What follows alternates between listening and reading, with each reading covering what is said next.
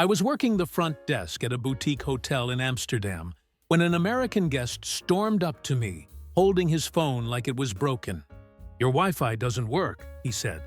I glanced at his screen. He was trying to connect to a network called Free Amsterdam Wi-Fi that didn't exist. I pointed to our actual network name on the card we'd given him at check-in. He looked at the card, then back at me. "But why isn't it just called Wi-Fi? How am I supposed to know which one is yours?" I explained that there were dozens of networks in the building from other apartments and businesses. He shook his head.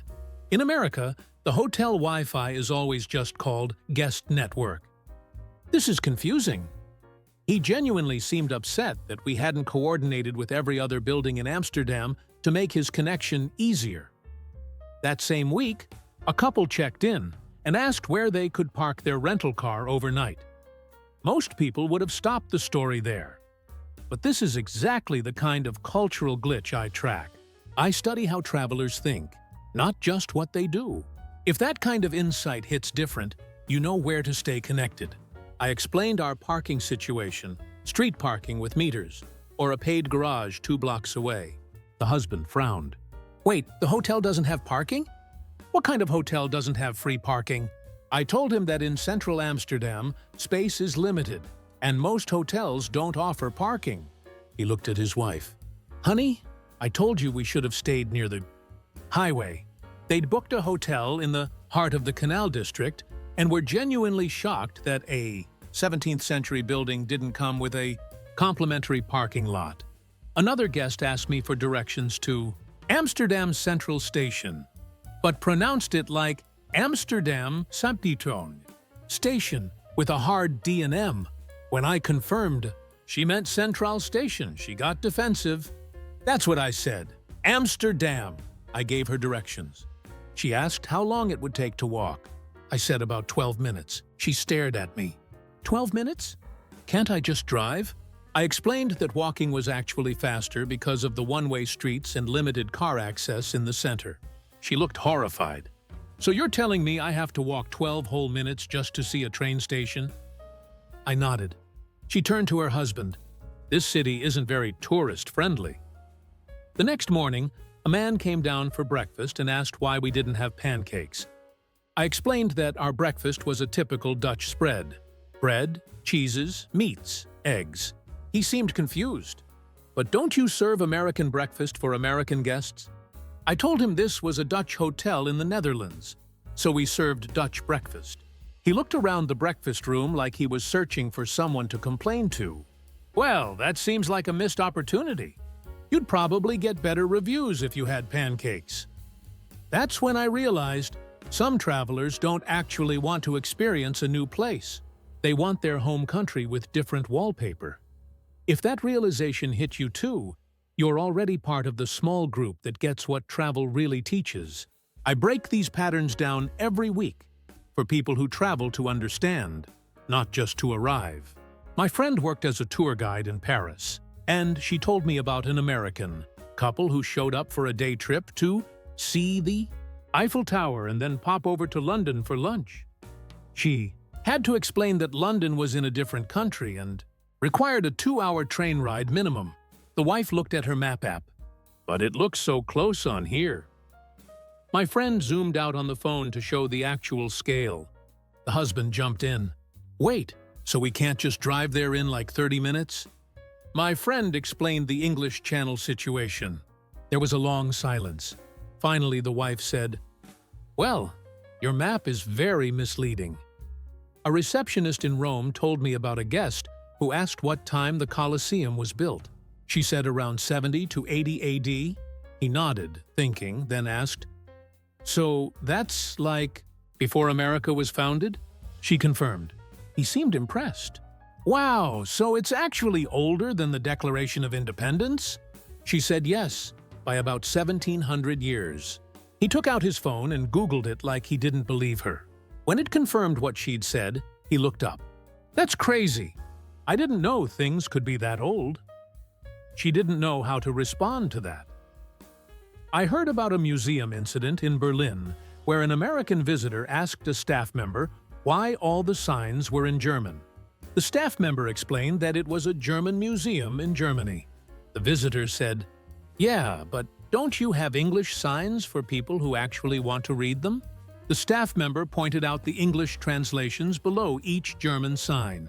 The visitor squinted. "Oh, well, those should be bigger.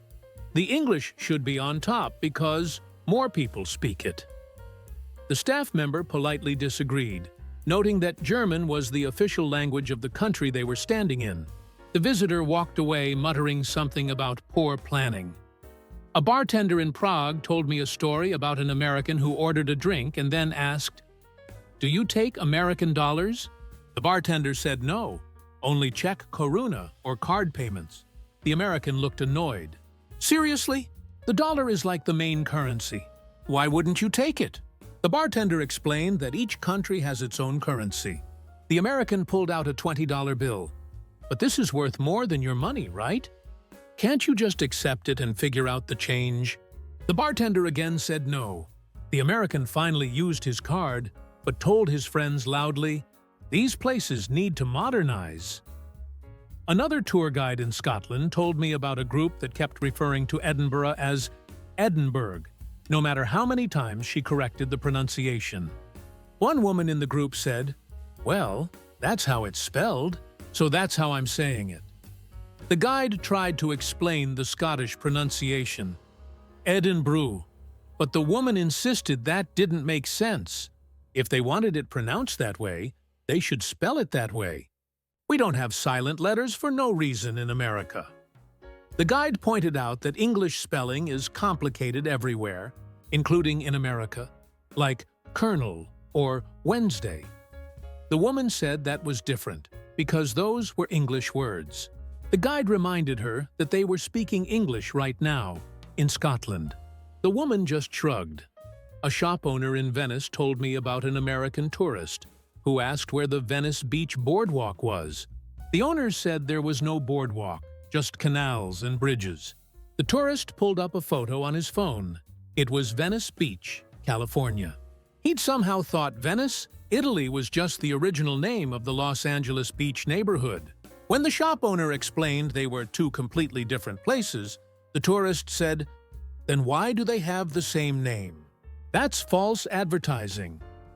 The shop owner explained that Venice, Italy existed for over 1,000 years before California was even discovered by Europeans. The tourist looked at the canals. "Well, California's version is better. You guys should add a boardwalk." I was on a train in Switzerland when I overheard an American family confused about why the announcements were in multiple languages. The dad said, "Why can't they just pick one? This is so inefficient." His teenage daughter pointed out that Switzerland has 4 official languages. He shook his head. "That's their problem right there. America figured it out. One country, one language, makes everything simpler." His wife asked which station they were getting off at. He looked at the map and mispronounced 3 station names in a row, then complained that Swiss names were unnecessarily complicated. Another passenger, a Swiss local, leaned over and politely corrected his pronunciation. The dad thanked him, but then muttered, "Still think they should simplify these." A waiter in Barcelona told me about a customer who ordered a Spanish omelet and then sent it back because it had potatoes in it. The waiter explained that a Spanish omelet, a tortilla española, is made primarily with potatoes and eggs. The customer said, "Well, in America, an omelet is eggs with stuff folded inside, not mixed in. This is wrong." The waiter offered to make a different dish. The customer asked, "Can you just make it the normal way?" The waiter wasn't sure what that meant. The customer clarified, "Like how we make omelets in America. You know, the right way." I was working at a car rental desk in Dublin when an American customer asked how far it was to Galway. I told him about 200 kilometers. He stared at me blankly. "How far is that in miles?" I did the quick math. "About 120 miles. He nodded. Then he asked, "Why is your sign in kilometers if you know miles?" I explained that Ireland uses the metric system like most of the world. He looked at the sign again. "But you just converted it for me, so clearly you know miles." Why not just put it in miles to begin with? I told him that would confuse the locals and European tourists who use kilometers. He shook his head. Seems backwards. Miles are easier. A grocery store clerk in Copenhagen told me about an American tourist who got upset at the deli counter because the ham was priced per kilogram. She kept asking how much that was in pounds. The clerk converted it for her. She then asked if they could just weigh it in pounds instead. The clerk said the scale only showed kilograms and grams. The woman huffed. This is why shopping here is so hard. Why does Europe make everything so complicated?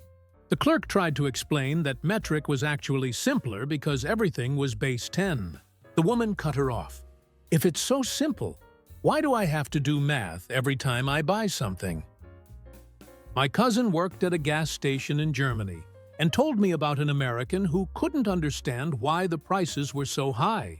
My cousin explained they were priced per liter, not per gallon. The customer said, "Okay, but how much is that really?" My cousin did the conversion. It was roughly equivalent to what he'd pay in the US, maybe slightly more because of taxes. The customer still seemed suspicious. I don't trust this. Liters are smaller than gallons, so you're charging more. My cousin explained that's exactly why the per-liter price was lower, because liters are smaller units. The customer squinted at the pump. This feels like a scam. A hostel worker in Lisbon told me about an American guest who complained that the room was freezing. She checked the thermostat. It was set to 22 degrees Celsius, which is about 72 Fahrenheit, perfectly comfortable. The guest insisted it felt like 50 degrees. She explained the Celsius versus Fahrenheit difference. He looked at the thermostat. Wait, so 22 is actually warm? That makes no sense. Why would 22 be warm? She explained the Celsius scale. 0 is freezing, 100 is boiling. He shook his head. That's the dumbest system I've ever heard. In Fahrenheit, 0 is cold and 100 is hot. That's logical. She pointed out that in Celsius, the numbers align with water's states, which is useful for science. He said, "I'm not a scientist. I just want to know if I need a jacket." I heard about a runner in Amsterdam who joined a local 10K race and got angry afterward because his fitness app said he'd only run 6.2 miles. He told the race organizers their course was short. They explained that 10K means 10 kilometers, which equals 6.2 miles. He insisted they should advertise it as a 6-mile race then. The organizers said it's a 10-kilometer race, standard everywhere. The runner argued, "But in America, we do 5Ks and 10Ks too, and we still know what miles they are. You should put both on the sign." The organizer told him the sign was for Dutch and European runners who think in kilometers. The runner left a bad review online saying the race was poorly marketed. A hardware store employee in Brussels told me about a customer who needed a wrench and got frustrated that all the sizes were in millimeters. He kept asking for a 3/4-inch wrench. The employee showed him the metric equivalent, 19 millimeters. The customer held it up to his bolt and said it didn't fit quite right. The employee explained that if his bolt was American-made, he'd need an imperial wrench, which they didn't stock. The customer looked offended.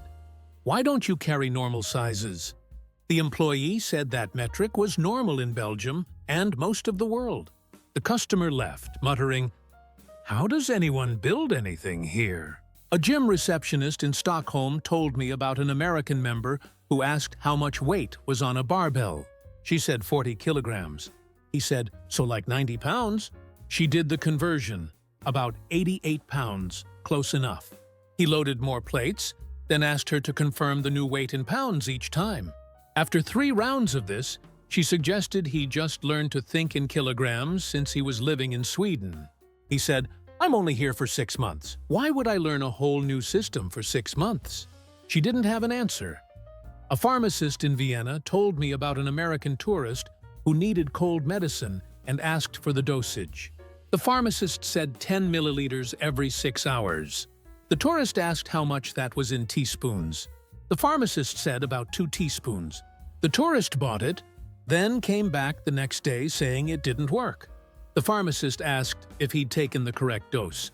He said he'd taken 2 tablespoons, not teaspoons, because he eyeballed it. The pharmacist explained he'd been taking 3 times the recommended dose. The tourist said, "Well, maybe if the instructions were clearer, this wouldn't happen." The pharmacist pointed to the measuring cup included in the box, clearly marked with milliliter measurements. I was working at a cafe in Lyon when an American customer ordered a coffee and then sat down at a table. 5 minutes later, he came back to the counter. "Excuse me, where's my coffee?" I pointed to the tray on the pickup counter where I'd placed it. He looked annoyed. "You're supposed to bring it to my table. That's how service works." I explained that in France, if you order at the counter, you pick it up at the counter. If you want table service, you sit first and order from a server. He shook his head. "That's so backwards. In America, you order at the counter and someone brings it to you. It's called customer service." I told him he could have table service if he preferred, but it would cost more. He grabbed his coffee. "Forget it. This place has weird rules." A bookstore owner in Edinburgh told me about an American tourist who tried to return a book after reading it. The owner said they didn't accept returns on read books. The tourist said, "But I didn't like it. That's what returns are for." The owner explained that returns are for defective products, not books you finished reading. The tourist argued, "In America, I can return anything within 30 days. No questions asked. That's normal customer service." The owner said this was Scotland, not America, and they didn't have that policy. The tourist threatened to leave a bad review. The owner said that was his choice. The tourist left, and sure enough, the 1-star review appeared online that evening. Refused to honor basic return policy. Very unprofessional. A train conductor in the Netherlands told me about an American passenger who didn't have the right ticket for the route he was on. The conductor explained he'd need to pay the difference plus a fee. The passenger got defensive. "I bought a ticket. That should be enough." The conductor showed him that his ticket was for a different train line. The passenger said, "Well, nobody told me there were different tickets for different trains. How was I supposed to know?" The conductor pointed out that the ticket clearly stated the route and train number. The passenger pulled out his phone. "I'm calling my credit card company. This is a scam." The conductor waited patiently while the passenger spent 10 minutes on hold, only for the credit card company to tell him he was in the wrong. A museum guard in Florence told me about an American visitor who tried to take a flash photo of a painting despite the clear "No flash" signs everywhere. The guard stopped her. She said, "It's just one photo. What's the big deal?" The guard explained that flash photography damages old artwork. She rolled her eyes. "I've taken flash photos in museums in America. The paintings are fine." The guard said these paintings were from the 15th century and more fragile. She looked at the painting. "Well, if it's that old, maybe it should be behind better glass." The guard explained they try to preserve the authentic viewing experience. She took a non-flash photo instead, but told her family, "These rules are so extra." A restaurant server in Copenhagen told me about an American group that asked for tap water. She brought it. They asked why she'd brought still water instead of sparkling. She said they'd asked for tap water, which is still. One of them said, "We wanted free water." She explained that tap water is free, but sparkling water costs money. They seemed confused. "Wait, so if we want water without bubbles, we have to specifically say still water?" She said yes, because tap water and still water are the same thing, while sparkling is different. One of the group members said, "This is so confusing. In America, water just means water. You don't have to specify." The server brought them still water. They didn't drink it because it tasted weird without ice. A hotel receptionist in Zurich told me about a guest who tried to check in at 11 in the morning. The receptionist explained that check-in started at 3 p.m. The guest said his flight had landed early and he was tired. The receptionist sympathized but said the previous guest hadn't checked out yet, so the room wasn't ready. The guest got frustrated. "Can't housekeeping just speed it up?" I'm a guest. I have a reservation? The receptionist offered to hold his bags so he could explore the city until the room was ready. The guest sat down in the lobby. I'll just wait here then. This is ridiculous. He sat there for 4 hours, refusing to leave, checking his watch every 10 minutes and sighing loudly. A tour guide in Athens told me about an American tourist who complained that the Acropolis had too many stairs. The guide explained it was built on a hill in ancient times, so stairs were necessary. The tourist said, "Haven't they thought about adding an elevator? Not everyone can climb stairs." The guide said that installing an elevator would damage the ancient site. The tourist looked around. Well, that's not very accessible. In America, historical sites have ramps and elevators. The guide pointed out that the Acropolis was built 2,000 years before accessibility standards existed. The tourist shrugged. Still seems like they could figure something out. A taxi driver in Madrid told me about a passenger who got angry when he wouldn't accept a tip. The driver explained that tipping wasn't customary in Spain. The fare already included service. The passenger insisted. "Just take it. I'm trying to be nice." The driver politely declined again. The passenger left the cash on the seat and got out. "You're welcome," he said, like he'd done the driver a huge favor. The driver had to chase him down to return it, which made the passenger even more confused. "Why is he so against money?" he asked his wife. "I was working at a train ticket office in Munich when an American traveler asked me for help booking a trip across Europe. I pulled up the routes and schedules. He looked at the screen and said, 'Wait, I have to change trains? Can't I just take one train the whole way?' I explained that European train systems connect different countries and regions, so multi-leg journeys often require transfers. He seemed genuinely surprised. In the US, if you're going cross-country, you just stay on the same train or plane the whole time. I didn't mention that the US barely has passenger trains anymore. Instead, I walked him through the transfer process, how to read the platform numbers, where to wait, how much time he'd have between connections. He listened, but still looked skeptical. This seems really complicated for just going from one place to another. After I'd booked his ticket, he asked one more question. "Do people in Europe think Americans are annoying?" I paused. It was such a direct question that I wasn't sure how to answer without being rude. Finally, I said, "I think people everywhere are just trying to do things the way they've always done them. When someone shows up and expects everything to work like it does back home, it can feel a little surprising." He nodded slowly. "So yes," I smiled. "Let's just say it's memorable."